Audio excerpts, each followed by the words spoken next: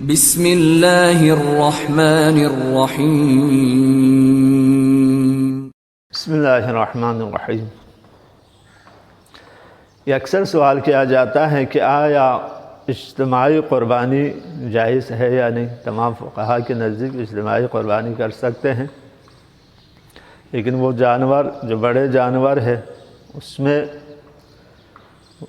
یعنی 5 افراد 6 افراد جتنے مطلب اس مہنگائی کے دور میں انسان جو ہے چالو سنت ابراہیمی پہ تو ہمیں جو ہے ثواب تو ملے، لہٰذا وہ قربانی اجتماعی طور پہ کر سکتے ہیں۔ اور بعض یہ بھی سوال کرتے ہیں آیا کہ جو اہل سنت بھائی ہیں ان سے مل کے کر سکتے ہیں؟ کیوں نہیں کر سکتے؟ بالکل کر سکتے ہیں، کیونکہ تمام فقہا اس میں متفق ہے۔